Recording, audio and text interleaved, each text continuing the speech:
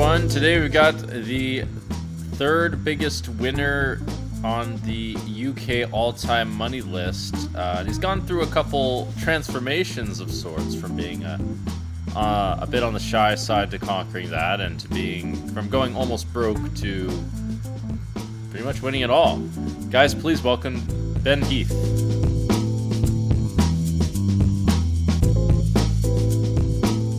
Hi. Yeah, thanks for having me. Are you still shy, Ben?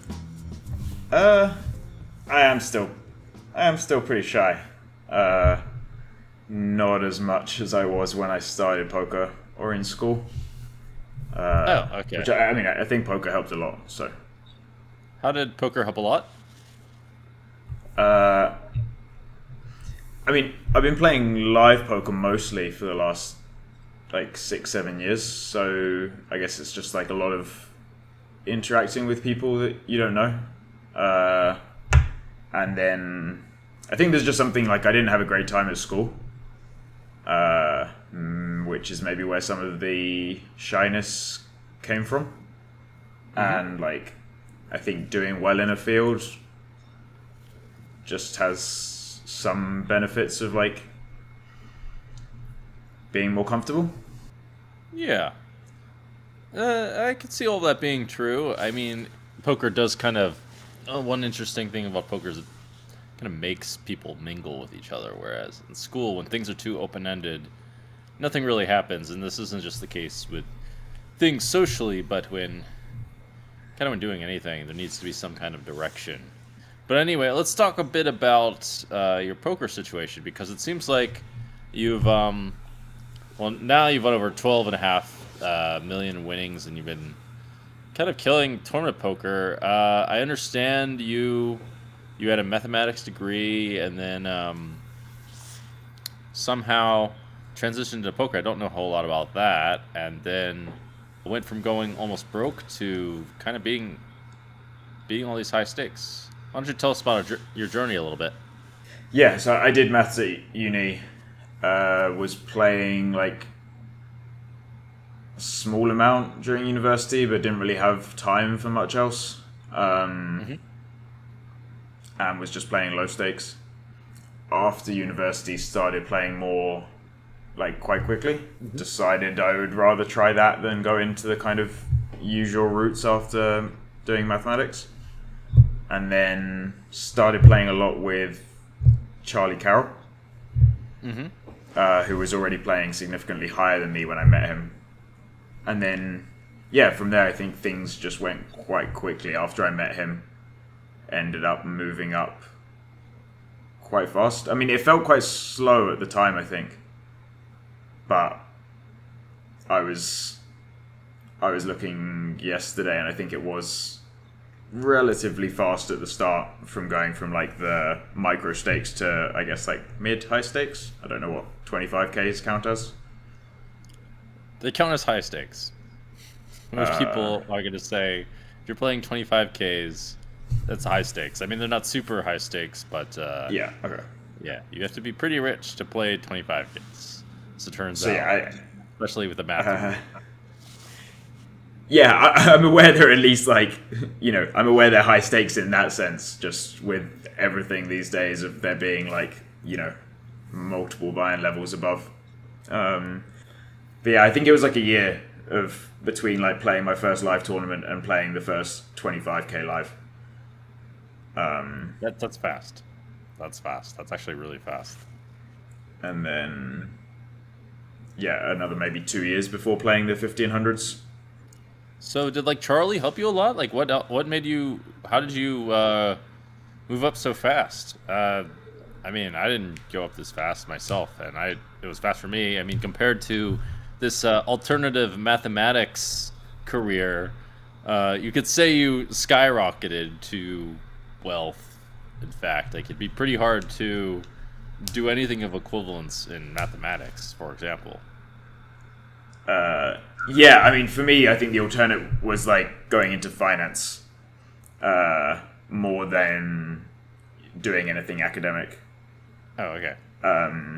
Even there, by the way, it's also nigh impossible. Yeah. 1 year. So, What happened? What was the magic? I mean, 1 year after my first live tournament, so there was the year before that of like playing online and live cash and stuff with Charlie. But yeah, I mean, Charlie helped a lot at the start, where it was kind of different back then when it was pre-solvers. So I think I'm actually more suited to learning the solver way if I have to learn on my own. Whereas I think Charlie was very suited to just learning on his own. He just like learns by playing and thinking about it. So for me, like having him at that time was very helpful. And the fact that he, I think I was like, when I met him, I was playing 5 cents, 10 cents Zoom, like just starting, and he was playing 5-10. So it's quite easy to progress through the stakes when you have someone who's beat every stake that you're looking to beat. Like, 10 stakes between mine and his, and he's just beat everyone. It obviously makes it a lot easier to progress. So it sounds like good advice for beginners is to find a high stakes friend and just learn from them. Is that what you're saying? If it is possible to move in with someone who is playing high stakes already, it is a good way to do it. All right. That's pretty actionable advice. It's easy to do.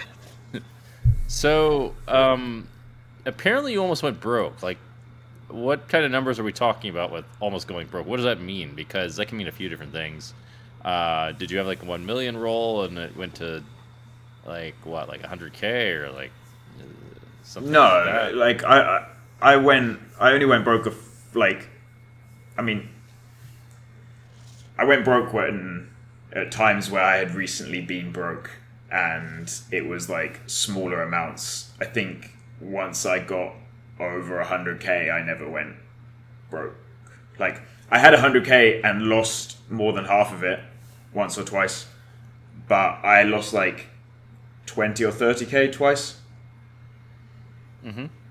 So yeah, I think there's an interview of me saying that, and I just meant that. Like my first time where I got to 20K, I went to Bahamas for PCA and came back with like $200 or something.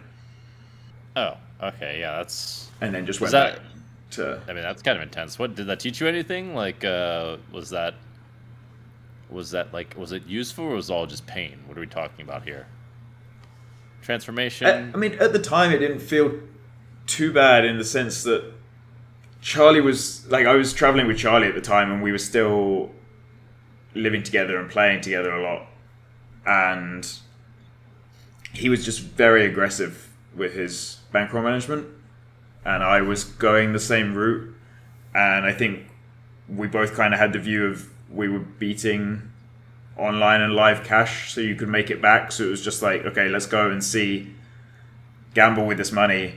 Maybe we bink something, and if we don't, we can just like carry on. It wouldn't change much anyway. You just like go back and you're still playing the same games online. That I didn't need that much money to play. Yeah, no big deal. Just lost all your money. Like, just win it back. No problem. Yeah, I mean, I think at the time there was maybe some like over-optimistic confidence in like how easy it would be to make it back. Well, things were different back then. There was a lot more games. I mean, to get to 20. Well, I don't know actually how hard it'd be to get to 20K, but like the whole grind from like zero does not sound like fun at all. Just having to drop down, but it was very liquid. I remember that. Yeah, I mean, it was definitely. I mean, I don't know actually how hard or easy it would be these days, but at the time, it wasn't even like I needed the 20K back either. Like, yeah, you'd like to be at your previous high point, but like, at the time it was just like, I want to play poker every day, and I want to get better at poker, and the like gambling was a fun part of it too. So, I could have come back from Bahamas with more than the 20, and that just happened to be one of the times that I came back with a lot less. And then we just went back to what we were doing before. Okay, fair enough. Guess when you're young, you don't need 20K. I mean, I think it's like probably been helpful. Those times of being slightly detached. I guess you would agree it's kind of necessary to play high stakes to be somewhat detached from the money when you're playing. Well, it's necessary for. You mean it's necessary to be detached if you're playing high stakes? Yeah. I presume is what you mean. Yeah. Yeah, you could say that, or mostly detached. Yeah. Yeah. I would say that's true. Like, if you aren't attached, you're always thinking about how much money it is and what you can do with it. I don't know. I've never had those kinds of problems. But also, it's never really affected my quality of life. Like, who cares if you need to buy, like, a car, whatever you do with Sure. the money, a new apartment, or invest it. It's not so necessary. I've read that you worked with Elliot Rowe. Was that on dealing with downswings, or what was that with? What kind of stuff did you learn from dealing with him? It actually wasn't about downswings. It was pretty much all personal stuff in the end. Like I contacted him. I'd been pushed by some friends to get therapy during a time that I was not very happy. And I had kind of struggled to want to, I guess, and also struggled when I finally put the effort in. I was told by two therapists in London that they only saw people in person and regularly, and obviously traveling like 9 months a year for poker, that doesn't really work. So I ended up thinking like, an in-between would be someone who is in poker and maybe also would be able to help with like personal things, and then we could talk about poker and like as it related to that. But then we did the first session where he asks, just I had to describe different aspects of my life, and I thought I would get to pick which ones we focused on, but he just needed a whole picture. So I just kind of said, hey, like there's these things I'm not very happy about, and then like here's poker, and here's what I'd like to work on, like poker confidence. And he just kind of overrode that and was like, no, we focus on these things because that's more important. So we ended up doing like few different sessions. We did some on like bullying when I was younger.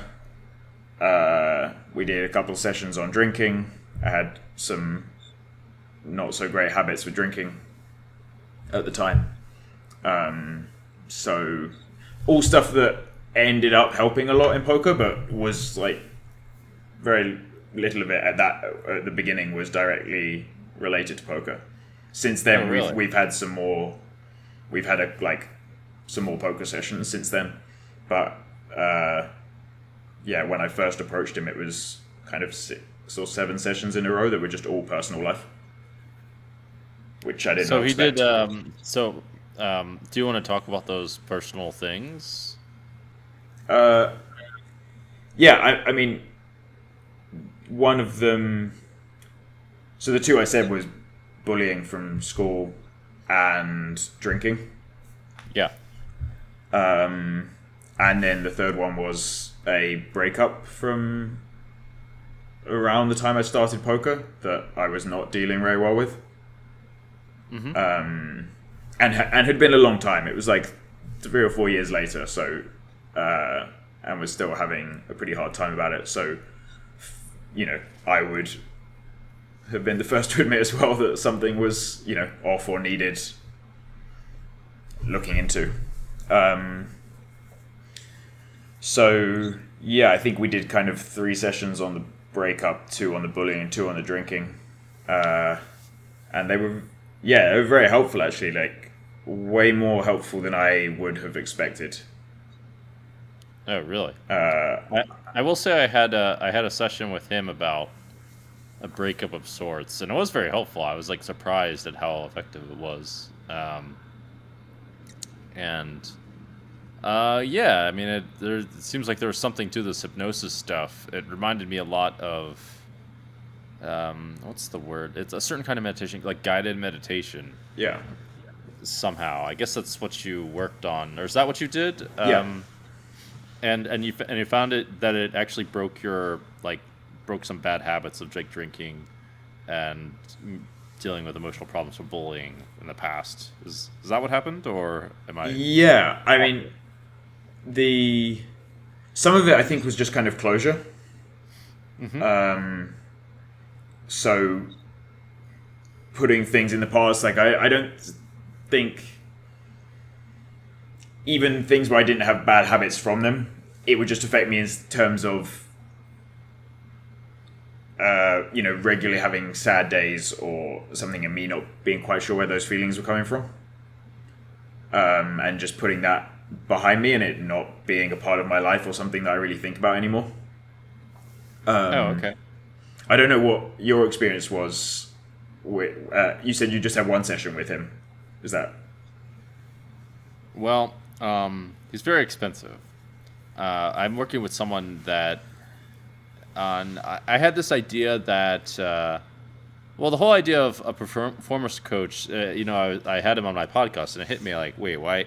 I was looking for something that would help me to optimize my performance and everything, and I thought, and I realized as I was talking, I'm like, oh, here's this guy right in front of me. I should probably give this a shot. So I've been working with someone that works with him, and apparently what he's done has amazing results. So I've been really curious in that area. And then I had a couple issues myself. One was what we talked about. That was the major one, I guess. I had like smaller ones, I guess, but I was like very perfectionistic. And yeah, and I didn't meet him before he got very well known and famous. Yeah. Okay. Well, I don't know. Maybe he paid like the full price, but it's really expensive these days. So I was just going to ask whether you had the same. So I remember when I had one of the sessions, he said to me that sometimes you won't feel anything or any difference for a few days, and I remember like I was not skeptical of him specifically. I was just skeptical in general of are the people helping me as much as that, like of whether it. I thought that it kind of had to come from me more. Meaning what? I was just skeptical of how effective therapy would be in terms of having a few sessions with someone. Oh, hypnotherapy specifically. Not just hypnotherapy, therapy. Like at the time, I don't know whether skeptical or whether that's just like bias because I didn't want to talk to someone about these things. So maybe convince myself that it wouldn't, it's probably more likely that. Okay. But then, yeah, he told me that it might be a few day delay before anything happened. And I remember after one of the sessions thinking, like, that did nothing. And then about 3 days later, suddenly feeling pretty different about, like, my emotional attachment to the events we spoke about in the session. I don't know if you had similar experience. I felt something immediately different, but I when I did something with him, I was already like feeling terrible. I just happened to be in one of those moods, and I felt as though like there was like a barrier created in my mind. Is the best way to describe it, which was unusual for me. It was like a bit different, but it was like a bit of like inner resistance, I guess you could say.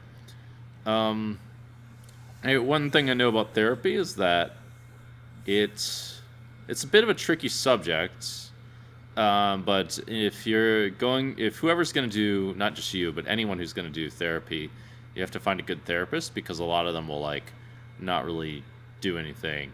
Yeah. Whereas like it's important to somehow balance making it comfortable and somehow also like confront issues that are deep inside, which seems like a tricky thing to do, to balance both of those somehow. Whereas you can like easily piss someone off by getting too confrontational. You can like miss with your accusations, or just hit some like sensitive part pretty easily, or you can easily do the opposite, just not really like waste someone's time, kind of thing. Yeah, So I agree. I mean, it seems like an incredibly hard thing to do. And I think that's one of the things that makes me skeptical of it, too, in terms of not as a profession, but in terms of how likely I was to find someone who actually worked for me. I think I was quite lucky in that regard to, kind of stumble on the first person I tried was actually really good for me, because I have friends who've, tried 3 people and had nothing, and, their 4th or 5th has finally worked. But that's a lot of, it takes a lot of perseverance to keep going to people who aren't working for you. Mm-hmm. No, for sure. I could see that being a challenging process for some people, especially like these days. At least there's some kind of outlet for getting over internal problems these days. I want to ask about. It seemed like you lost interest in poker, like in 2018 or so, after you had like a big win. Oh no, I think it was before you had a big win. Uh, yeah. What happened in these periods? Because it's kind of funny to like lose interest in poker and then have a big winning year. Maybe you like won some money and and felt better about it or something. Uh, was that like from when you? I'm just trying to think of the timing. Like you said, I lost interest. Was that from an interview or from like a gap in Hendon or something? I think it must have been from an interview. 2018. Yeah, I think. Oh yeah, okay. I mean, I think so. 2018 didn't go very well for me, and I think at the time I'd been a bit distracted by some stuff outside of poker, and was like, I think I've had most of my career really wanting to play, and that year just was the time I felt least motivated, and then that was reflecting in results and study too. And I think by the end of 2018 I had 1 or 2 trips that I just thought I didn't play very well. And I think it was a kind of both affecting the other, where I lost the motivation being distracted from things outside of poker, and then that makes you worse at poker, which makes me slightly less interested in poker.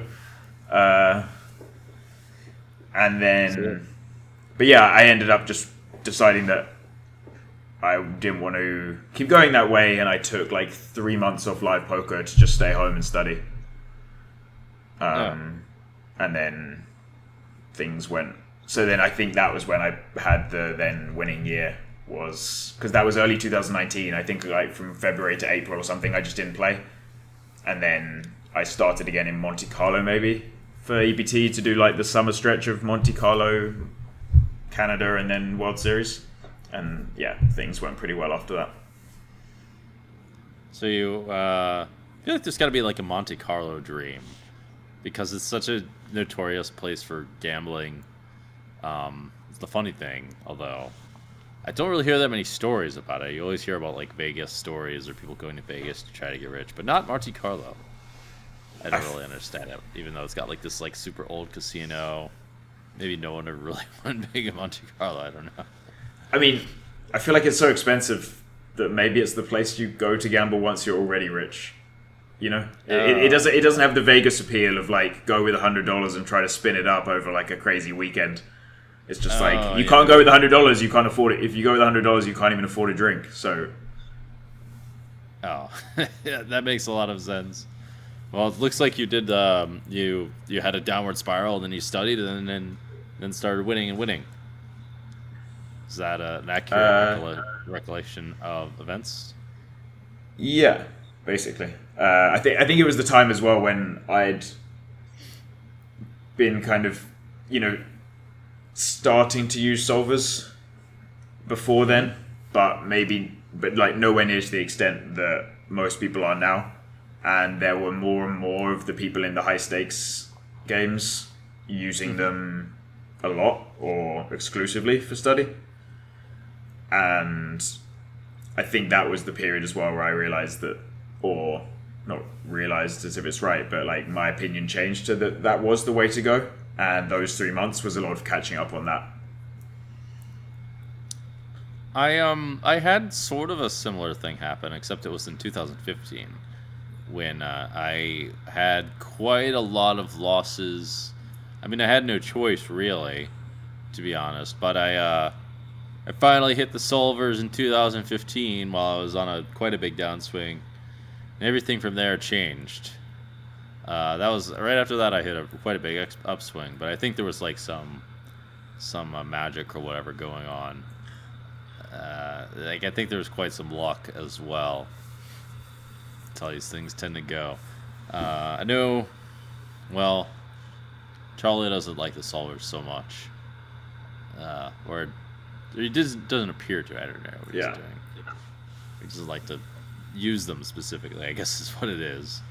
Do you ever? I'm curious. Have you ever delved into the spiritual side of things, into the mythical realms at all, or are you all math and logic? Uh, Maybe Charlie took you down. It took you down that road. yeah, I mean, a little bit. There was some excursions, but mostly, I would say, I mean, definitely, as far as poker goes, a lot of math and logic. I mean, I'm still a pretty big believer in live poker stuff. That people give away a lot more than people think. Not necessarily in the highest games, but in most of poker. Yeah. If you mean in poker or in life, the spiritual stuff? Either. More in life, though. In poker, it's hard to say. There is definitely curiosity there. Maybe a mystical quest or two. I have a feeling there will be. Maybe after poker. At the moment, I spend a lot of my time on poker. And I feel like quests might be quite consuming. I feel like you may have some experience with that. They can be a bit, not that much. I mean, like what? You don't have like a few days to go to wherever, or a week to go to wherever. I'm going on one shortly for a week to Guatemala. Yeah. We'll see if that yields anything. I mean, it doesn't take that long. I don't know. What are you like? Yeah, I mean, a week seems fine if there's no like aftermath. Like after the week, can you go straight back into poker? Like you don't need some processing time, or? I mean, I don't think it works like that with me personally because my emotions are very they my emotions equalize quite fast. But that's just me, I think. I'm not so much in like this fluid emotional state as most people. Yeah. Maybe I think I'm unique. I'm not sure. Depends on the person. Of course, we can always get Elliot Rowe on the case in case we get too out of sync from some weird ayahuasca trip or whatever it is. I don't know. I just figured that you might have something to say. Why Spain? I met a girl in Barcelona when I was there for EBT Barcelona. And ended up leaving halfway through the trip and going to Madrid with her. And then we were, I think that was like September, August 2019. and then I was coming to visit every now and then for the next 4 months or so, and then COVID happened, and I think I was in Russia at the time when we started getting the announcements that borders were going to close, playing poker in Sochi. And I had friends saying to me, we don't think, like the government saying 2 weeks, we don't think it's going to be 2 weeks.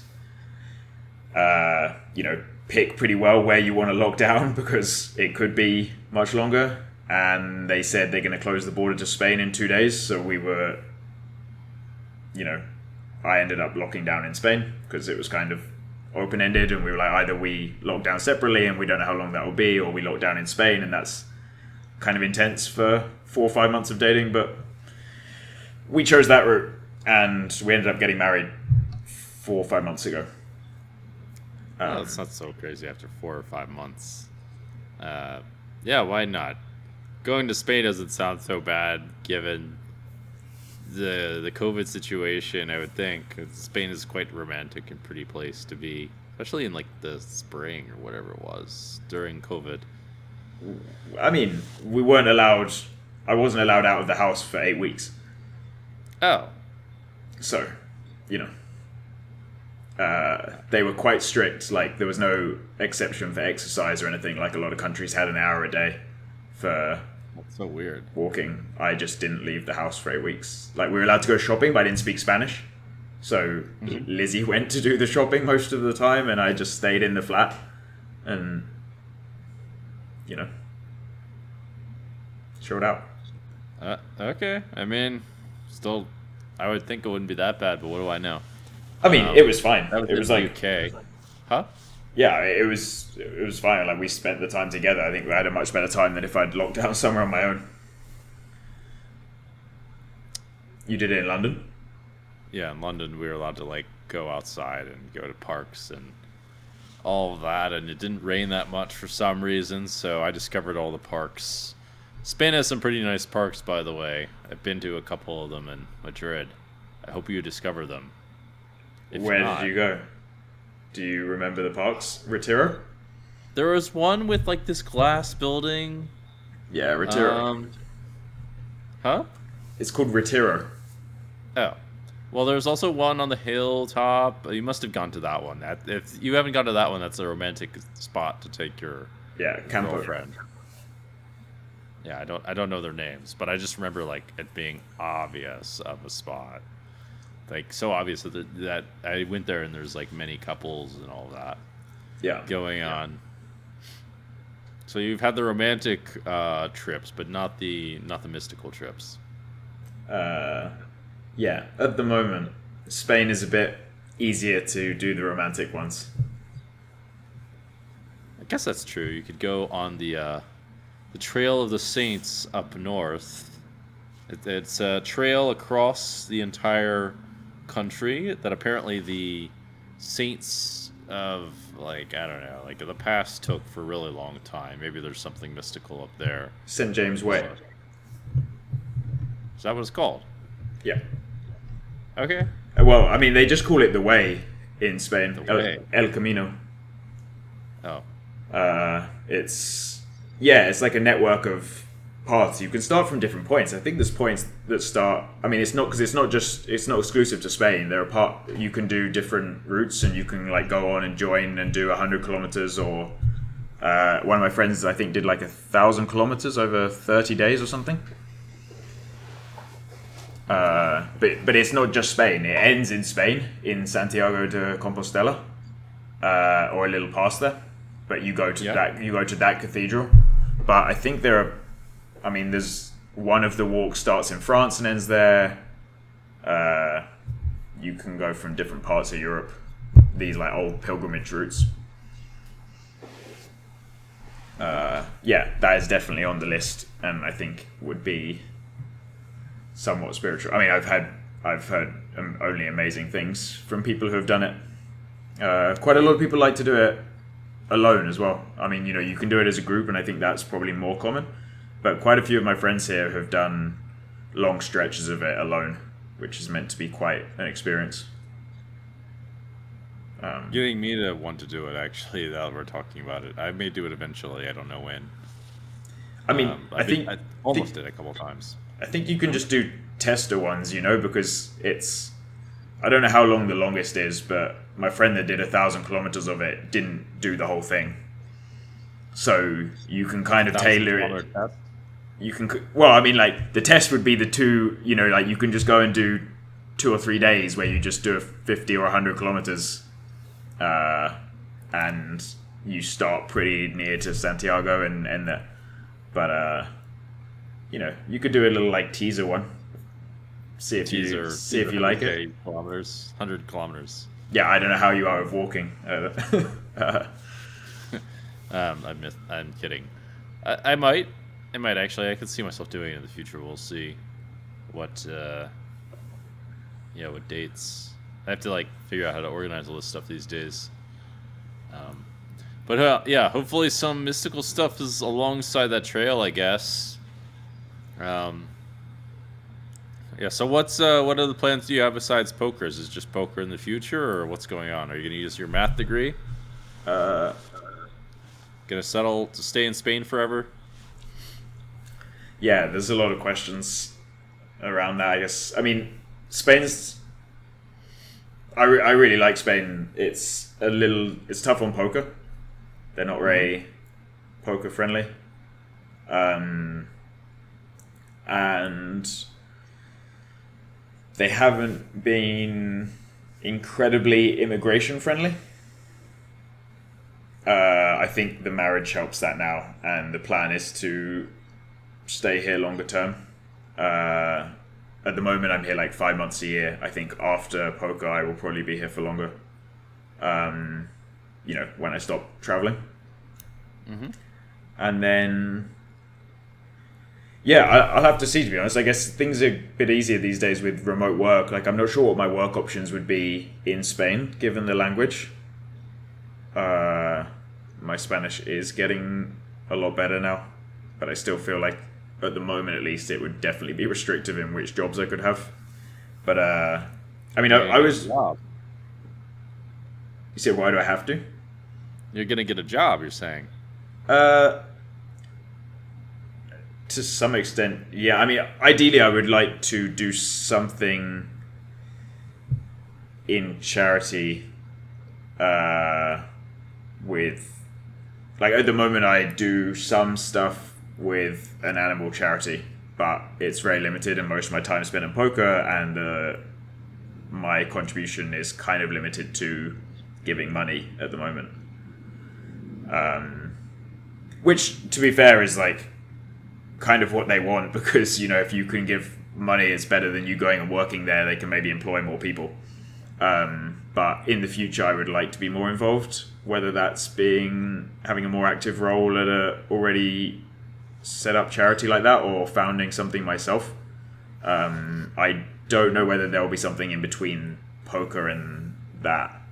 Like, I've been asked by some friends to do other stuff, and quite a lot of things that people offer you to do because you're good at poker seem actually quite intense and not like a step down from how competitive poker is.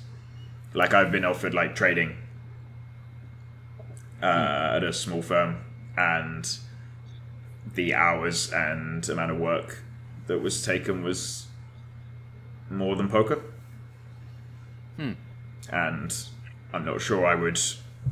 Like, I love poker so much, and I love the freedom, that I think if I was going to go into something that was even more hours, I'd probably just do that in poker, Just put more hours in poker. Yeah. So, charity and poker, that's the plan currently. By the way, apparently Gandhi was quite shy himself, but he felt the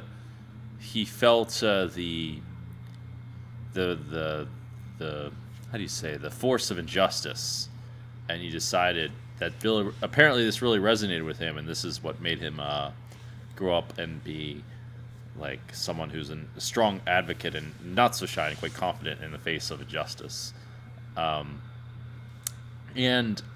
A lot of it looks, at least to me, a lot of like making an impact really is a similar skill set in, I guess you could say, debugging your poker game and debugging like a computer program. At least this is my interpretation, because there's a lot of things going on, right?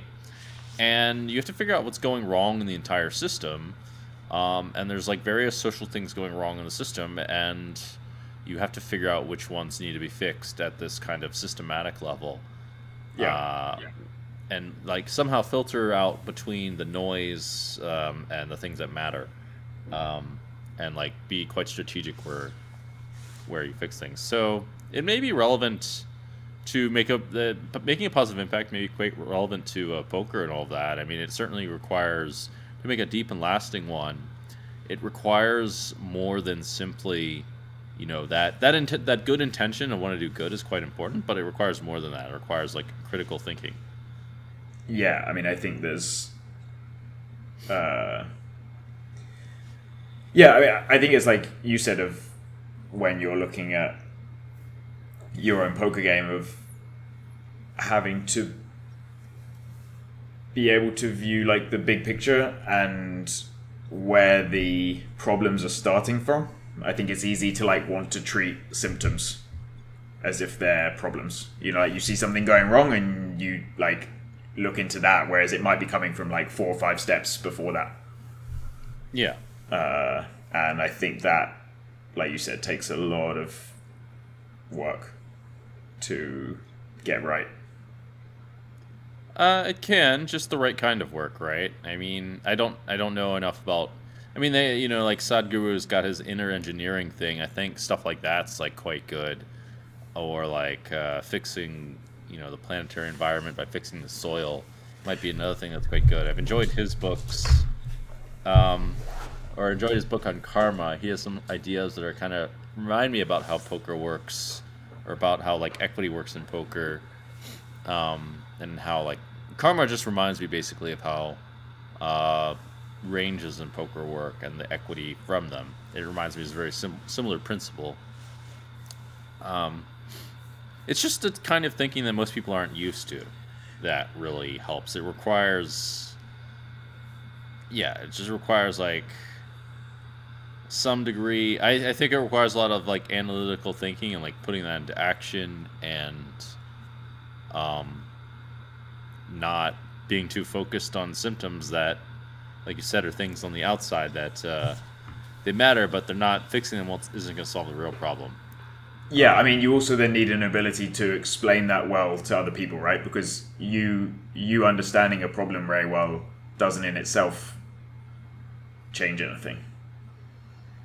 That can be true, like, because you need the help of other people. Yeah, most of the time you need, in some cases, a lot of other people, right? We live in a democracy and things get voted on.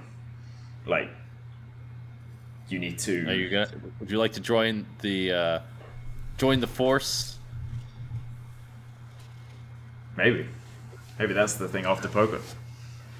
Yeah, maybe.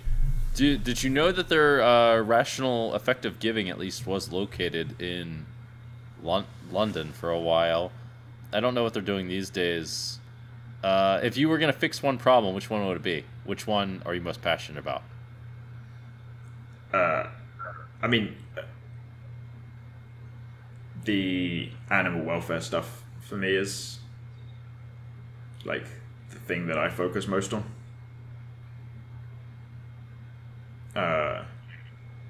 Yeah, I mean, I think it's a huge issue in terms of the amount of suffering, and I think it's one of the things that is least cared about by the population.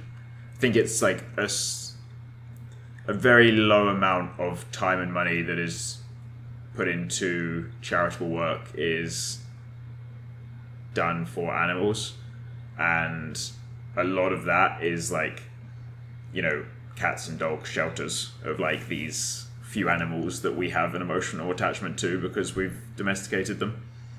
And I think that, when you look at the amount of chickens that are raised and slaughtered every year in like terrible ways for 6 months to a year before they die, and like the billions of that's happening every year, I feel like it's pretty almost completely ignored, like relatively to other issues. Hmm. I mean, yeah, that does make sense. I don't I don't know a ton about it, but yeah, that does make a lot of sense.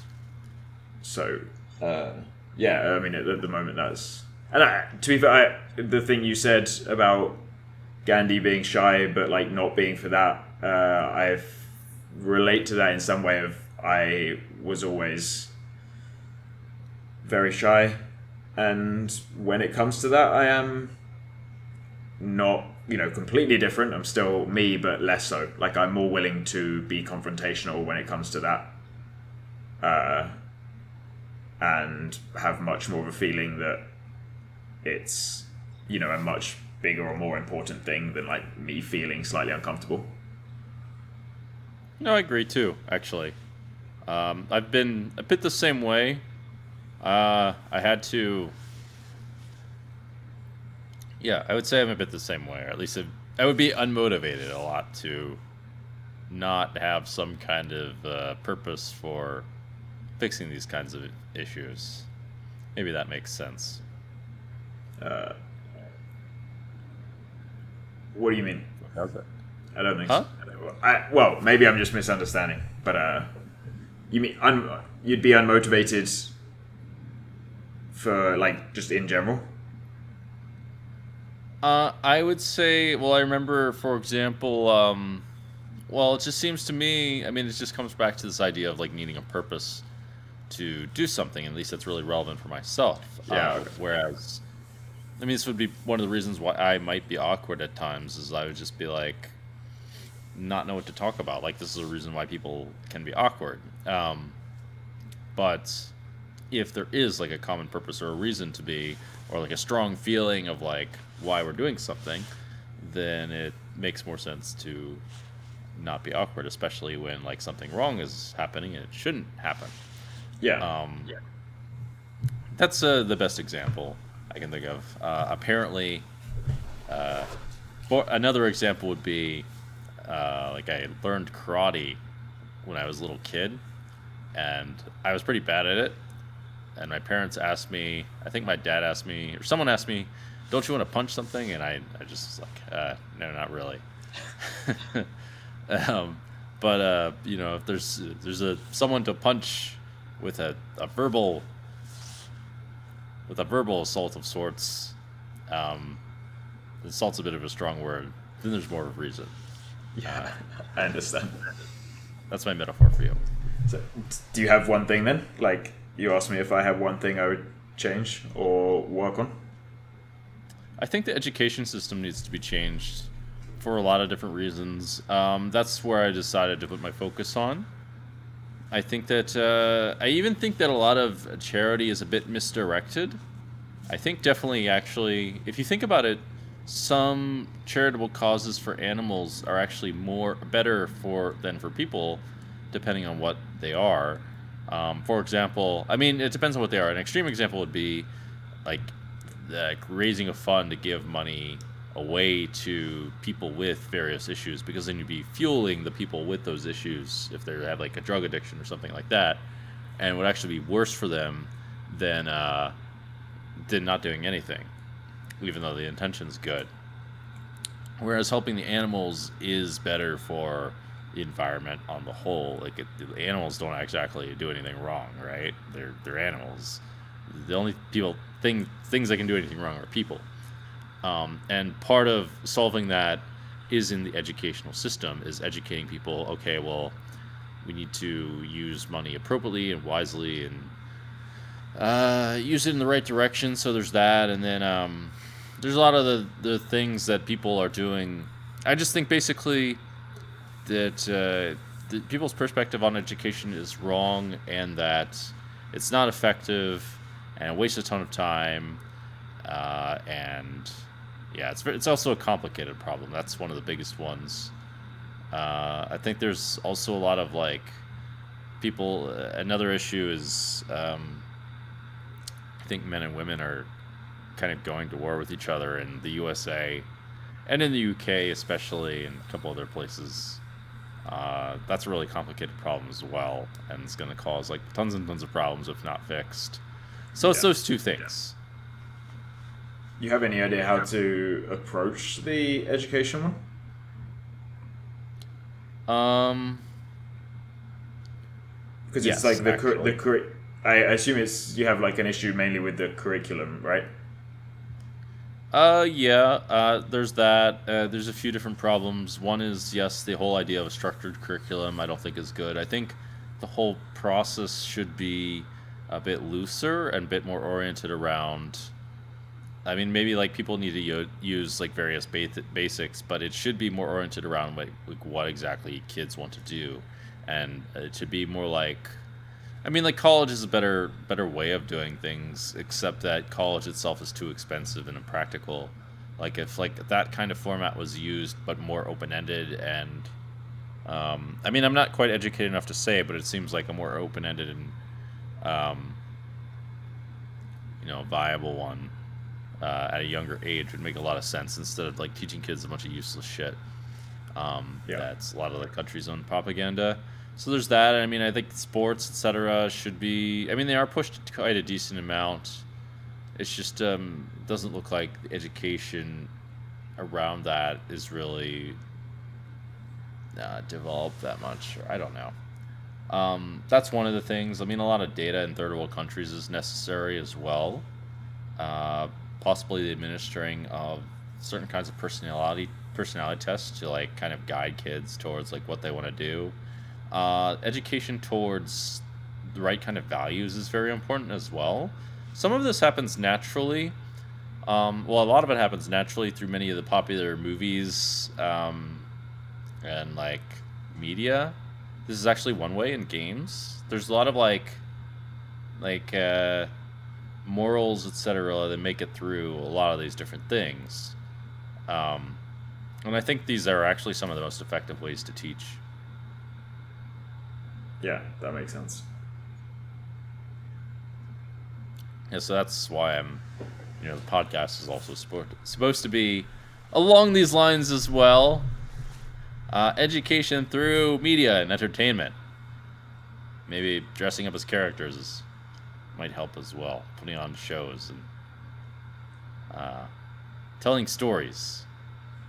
Yeah, I mean, there's a lot of routes to go down, I guess. Lots of stuff. More so these days as well. Yeah. Couldn't really do this 20 years ago, right? Guess that's true. When you think about it, I guess that's true. Yeah, very easy these days. Ben, I want to ask you a couple of questions that you may not have been asked before on an interview. Are you ready? Sure, go for it. What's your biggest regret? Biggest regret? I have not been asked that before. Well, I warned you. I mean, I don't have any like specific huge one that I think that like comes to mind as, oh, I really regret this, and I don't have 3 or 4 that I'm like, oh, I've just got to like pick one of these. I don't think I'm that. I don't know what the word is, regretful. In general, as a person,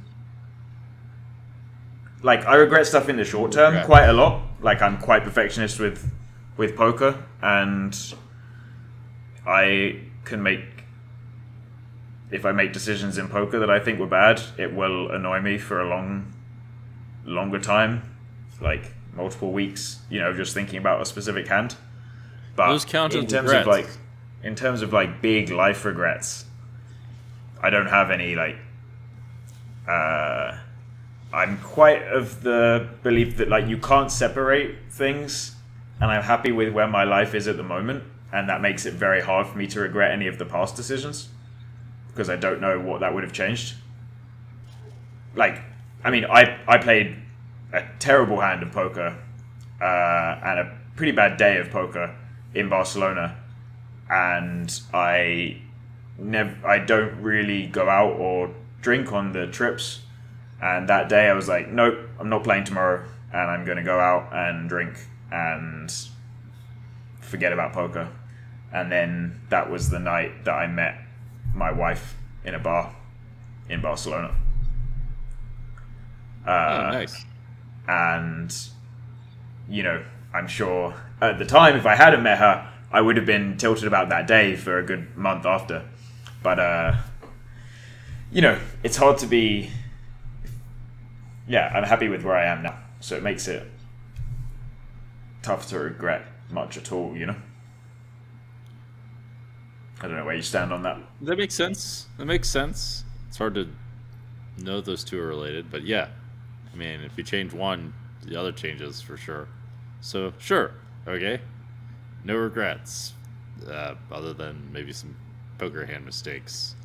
Okay, Yeah, so... there's always some poker regrets. Another question. What's your biggest pet peeve?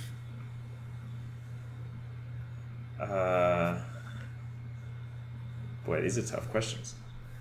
I warned you. Yeah, they feel like they should be easy questions, but I think being like rude in general, especially to people that you're working with or that people perceive as working for them, like, you know, where when people are rude to, like the poker example would be rude to dealers and staff and just life. I think the common one is like rude to waiters in restaurants or people, you know, at the helping in a like who are working in a shop. That bothers me an absurd amount. It's a good one.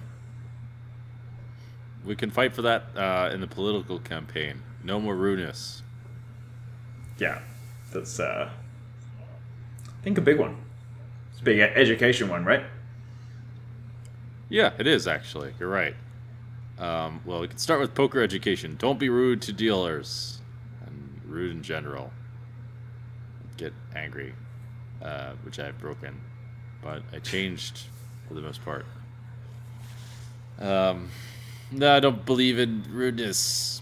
This podcast is anti-rudeness for all those who it may concern. Yeah. All right, one more. How good are you at keeping secrets? I think very good. That's what I figured. I have. Just don't seem like it. Huh? Yeah, I think it's kind of screwed me sometimes in the past because I've projected that onto other people and told people stuff that was very private that I assumed was not hard to not tell other people, and it turned out that I was very wrong in some of those instances. But yeah, I don't really understand, like, if someone tells me something and tells me not to tell someone, that's kind of it. Like, I have no desire to break that, and not really any temptation. So, I think pretty good. As long as it's clear that it's a secret, you know? It's always... Sure. You? I think I'm pretty good these days. I learned to be good at it. Learned to be very watchful of the things that I say. You learn the hard way. Is more... Huh? You learn the hard way, it sounds. Well, it's more that I was careless a bit with certain information back in the day, and I just learned to like watch what I say more so that I wouldn't be careless. Yeah, that makes sense. And I'm not like running around telling people's business. So, yeah, I don't think I've been asked that in a very long time. One last question: who's the poker player that you admire the most? I think maybe Badziakowski. Oh, why him? I mean, I think, I mean, my head went to like most impressed by. I don't know whether like admire but the think he's just very, very good at poker, and also very like independent, like very willing to do what he thinks is good. And I think a lot of people in poker struggle with that, of wanting to do what they think is good, but also wanting to do what they think their peers think is good, which are not always aligned. And I think that he does both. Like, he just does what he thinks is good, and he's kind of crushed multiple formats.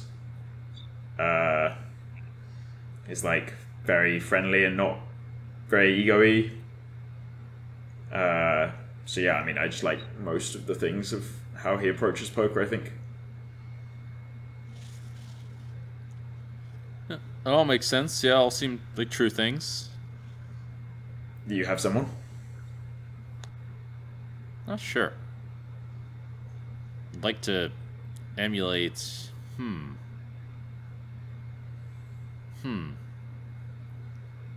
like to emulate Chidwick's work ethic. Yeah. I don't have that. I'm not very... What I don't have is I'm not very disciplined with my movements. Or I don't exactly have that capacity. Maybe if I work at it, I can. Or, like, I'm not, like, a good student, exactly. It's more like I had, like, a ton of... I mean, I can be a decent student, but I had, like, a ton of, like, ability, and just mostly relied on that a lot. But it would be good to have also the good study habits and things like this, at least to a degree. It's not too good to rely on pure talent, as people like Isildur found out. Yeah, I mean, I wanted to ask you actually how you found coming, because you've played mostly cash, right, through your career, like mixed games and no limit cash. Yeah. Like, how did you find coming to? You played. I mean, we played some in the 200k together in Cyprus recently. I don't know how many tournaments you've played. I think we played maybe once in Vegas as well. Like, how do you find coming to the tournaments and going off, like, you know? I mean, I've been playing tournaments for a while, just not that seriously. They're not that different from cash games, really. I mean, they are once you start getting close to the bubble and all of that, and like at the final table. Yeah. But other than that, yeah, it's a little bit different. I find cash games much more fun for sure. In tournaments, I really have to like dig deep for the fun, you could say. Other than that, whatever. I feel like I'll be the spice of the tournaments. Need more spicy people. I'm happy to be the spice. I guess you have some from live poker, but like in tournaments compared to online cash at least, or like tough, high stakes live cash, there's a lot more multi-way stuff as well, right? I wonder, do you find it, like, do you learn a lot by repetition, or? Because you have to, I get it, I don't really, I more like get in there, make a bunch of mistakes, and then learn after that. Yeah, okay. If that answers your question. Yeah. So is that your plan for final tables? I'm gonna spice things up. Get in there, make a bunch of mistakes, and Destiny that shit. It's tough, you know. Destiny and spice. That's worked so far for me. That's an edge that most people don't have. So yeah, I'm gonna keep riding that wave. Yeah, it seems. And also probably some studying as well. Some math will get in there too.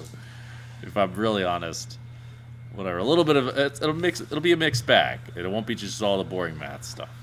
Yeah. Anyway, we've got to go. But anything else you want to add before we finish? I don't think so. Save the animals. Yeah. Save the animals. Don't eat as many of them. Okay. I can agree with that. One day I'll stop eating meat. Very likely as well. I'm not quite there, but it's also very hard with all the other things I'm doing. Very practical. But yeah, we'll work on the animal saving. Yeah. All right. Thank you, Ben. Thank you.